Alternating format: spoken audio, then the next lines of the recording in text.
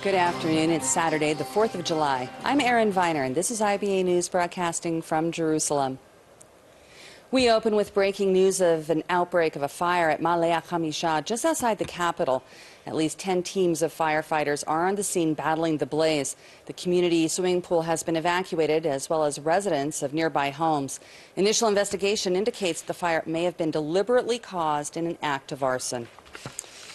The Egyptian terror affiliate of the Islamic State has claimed responsibility for the rocket fired from the Sinai Peninsula into the Eshkol Regional Council yesterday afternoon.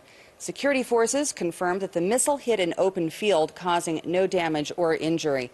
The attack follows 2 days of heavy fighting between the Egyptian army and the ISIS-linked jihadists in the peninsula.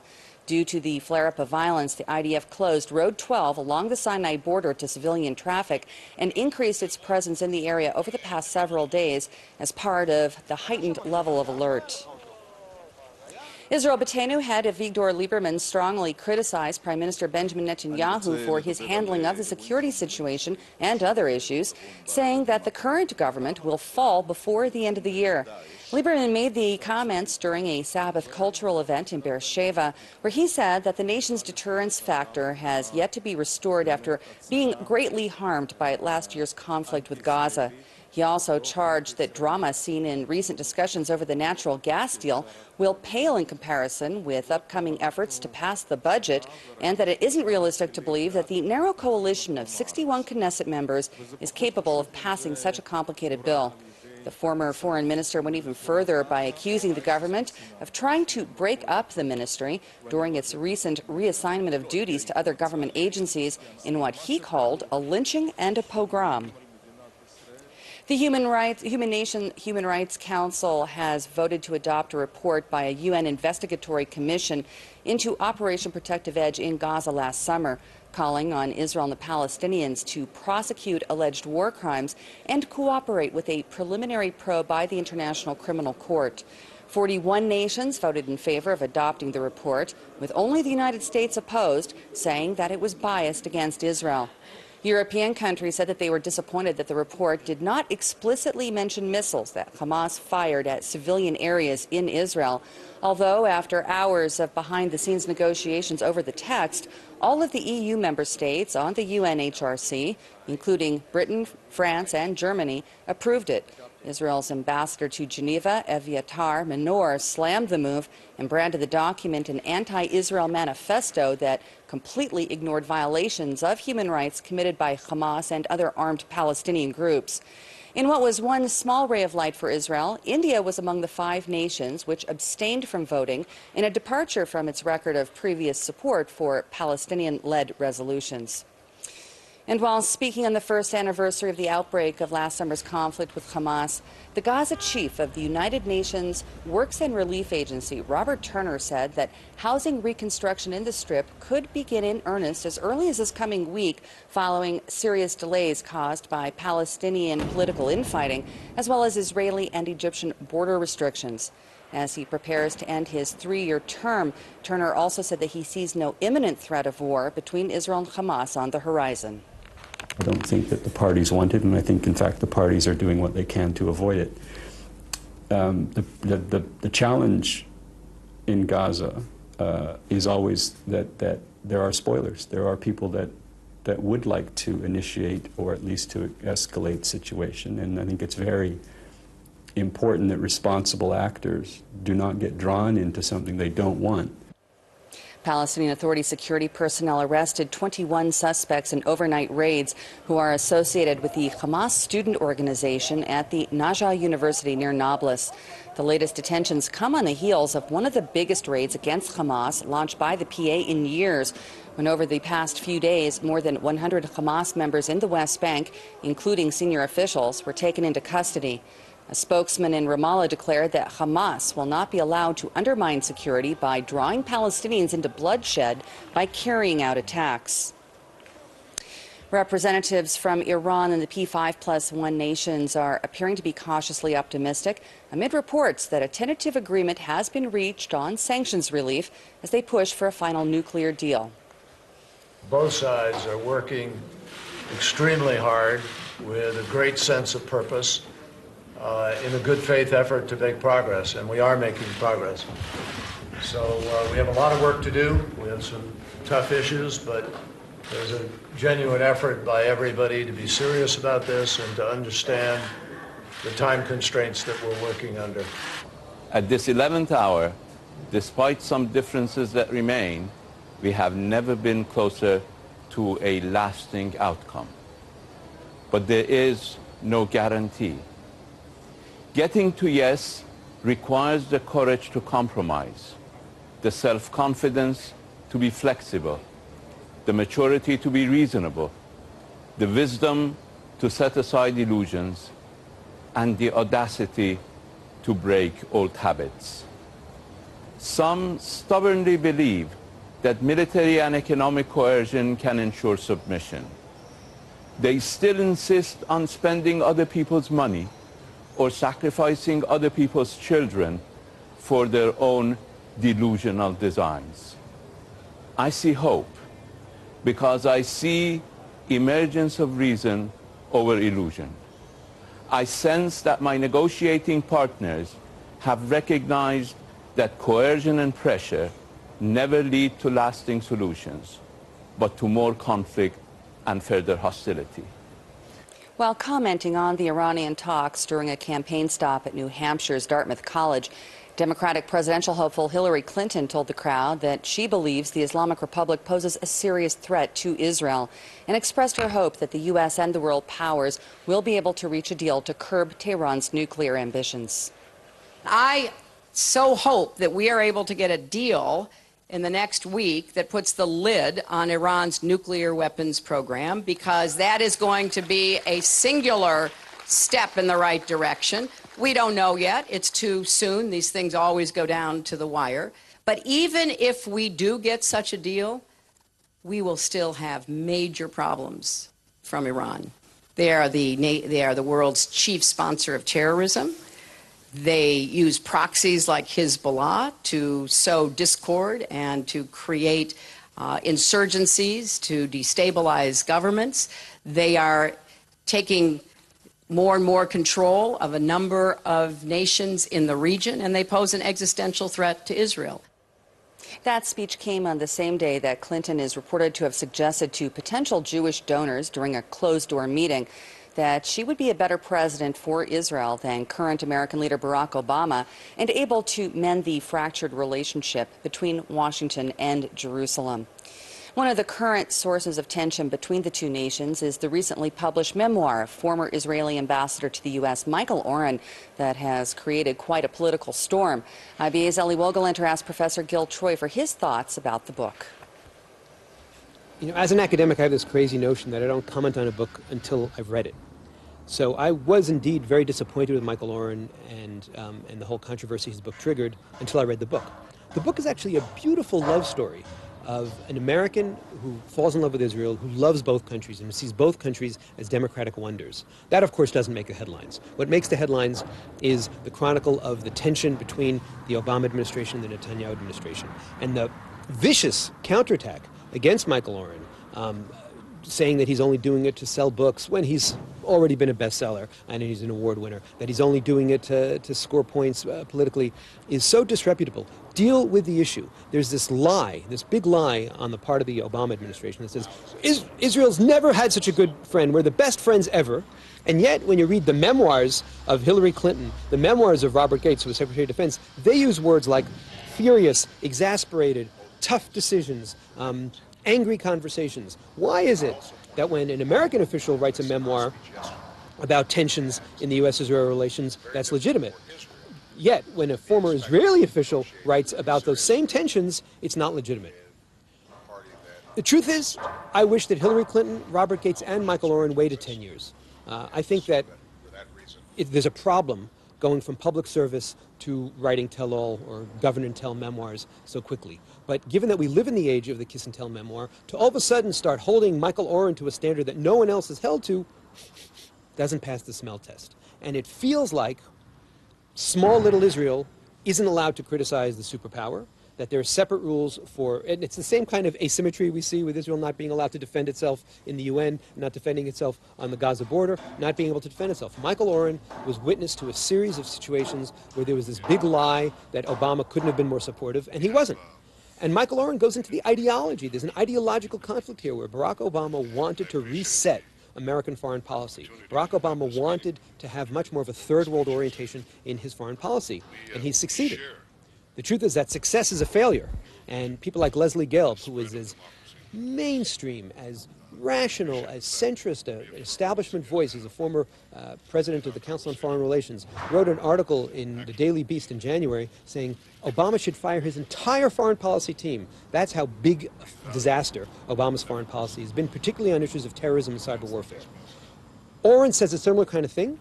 And yet Leslie Gelb's article was shared widely and taken seriously, and Michael Oren is being hung out to dry. It's not fair. Has it damaged the American-Israeli relationship irreparably?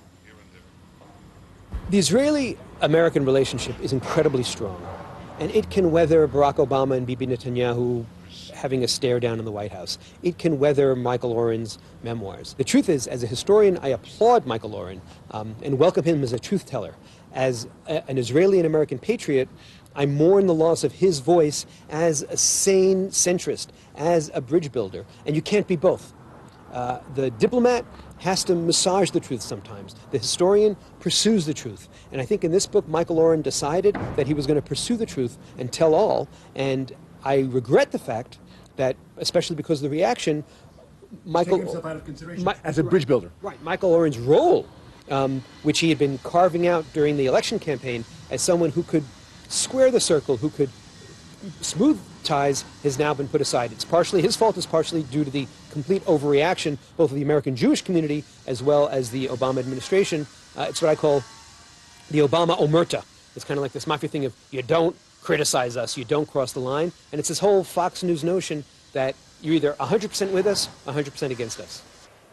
Former SS Sergeant Oskar Groening told a German court this week that he can only ask God to forgive him because he isn't entitled to ask this of Holocaust victims. The now 94-year-old is standing trial on charges of assisting in the mass murder of 300,000 people while serving at the Auschwitz concentration camp that he helped to function by sorting cash and other valuables seized from Jews after their arrival in cattle cars. Groening's attorney read the Lunenburg State Court Groening statement, in which he also wrote that he never rebelled against the killings at the camp because of his blind obedience to the Third Reich. One Auschwitz inmate who survived the camp testified during the proceedings, expressed her disappointment with his message. I am detached from him, you know. I am not. Oh, what happened today? I would have liked to have heard a truer confession and explanation and being, you know, he says he's aware now. I would have liked to have asked him questions. How could you not have been aware when you actually saw how your contribution, what results it had? A group of 130 Jewish immigrants from France came to live in Israel this week as part of what is expected to be a wave of several thousand additional Olim this summer. Many analysts believe that Aliyah levels from the European country may double this year following the terror attack on the kosher supermarket in Paris in January. The Jewish Agency's chief envoy in the French capital, Daniel Ben Chaim, told IBA's Eli Wogelenter that even if the rate isn't necessarily that high, the number of newcomers will certainly increase, not only this year, but also in the year to come. I don't think that it will be the double this year, but something like the same number or something like 20% more than last year. But it's a big number even. Because just remember last year it was more than 7,000 French they made Aliyah. It was the biggest year in the story of Aliyah from France. So it is still a very important number. What happened after the attacks in January, there was a lot of people, something like 300% more than last year, that came to our offices to take information.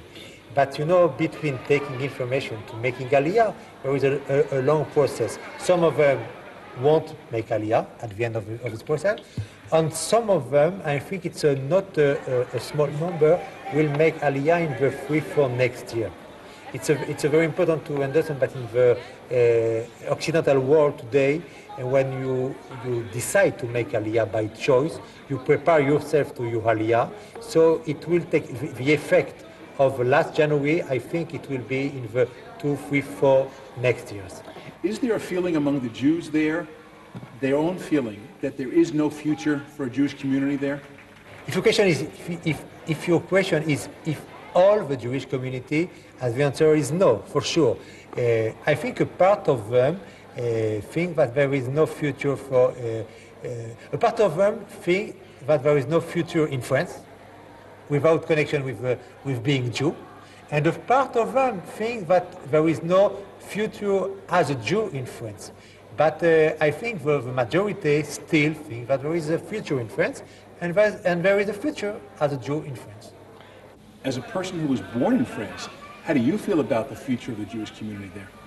I feel that it's a very complicated situation. For sure, I am not so old, not so young. I am 41 older. For sure, when I grew up in another country. It's sure, another country in general, and in another country for Jewish population. You talked about the 300% increase in people who've come to your offices looking for information.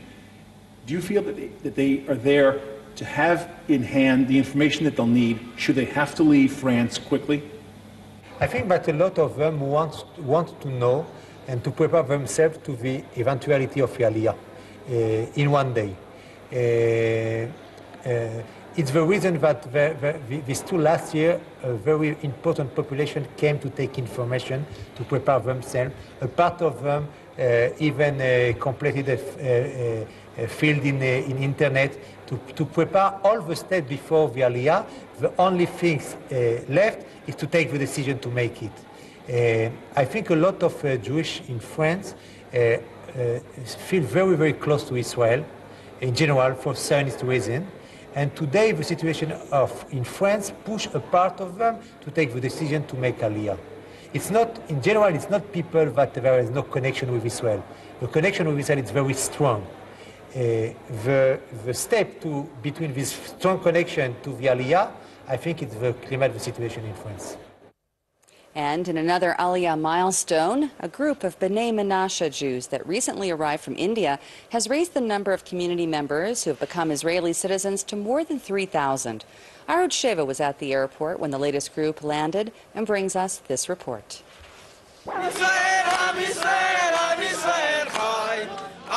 Shalom, we're here at the Ben Gurion airport with the descendants of the tribe of Menashe, the B'nai Menashe, who are coming here to Israel as part of the activity of Shavei Israel. We're here with the Deputy Prime Minister, Interior Minister Silvan Shalom, greeting them here. I'm feeling happy.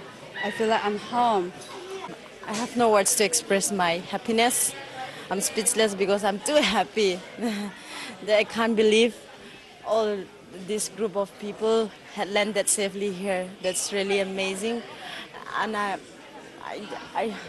don't know, I have no words to express my joy and feelings. I think we're seeing a bit of history today, the closing of an historical circle, as the B'nai Menashe, descendants of the tribe of Manasseh, are returning to the land of their ancestors after 2,700 years of wandering in exile. And what makes this group so special and so unique is they will go and settle in the town of Katzrin on the Golan. The Golan, in biblical times, was the tribal patrimony of Menashe. And in effect, they are now moving back to the very same piece of land from which their ancestors were exiled more than 27 centuries ago. I think it's very important to have back all the Jews from the diaspora to come and reunite with their own brothers and sisters. After thousands of years, they were so far away from the Holy Land, far away from Judaism.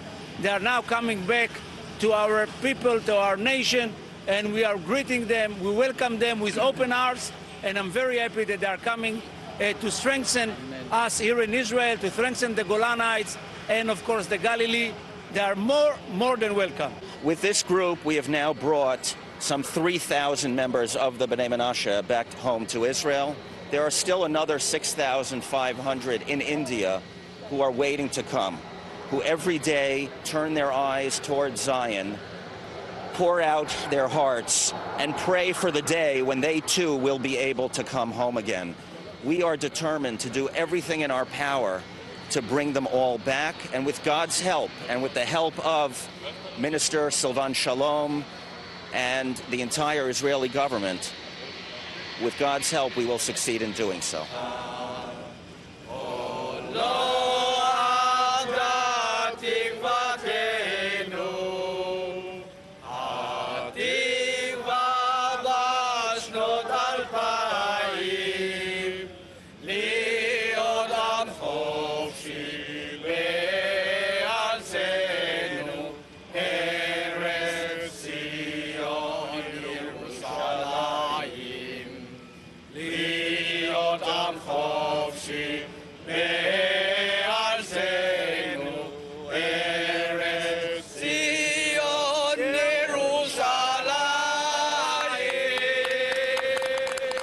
Welcome.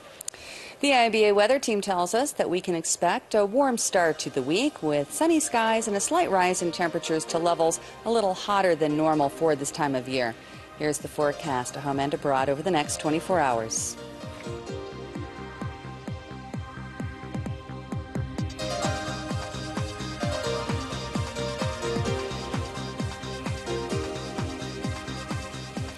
Thank you for being with us this afternoon. We hope you'll join us again tomorrow, and Laura Cornfield will be here to bring you the latest breaking news from Israel. I'm Erin Viner, wishing you a great week, and shalom from Jerusalem.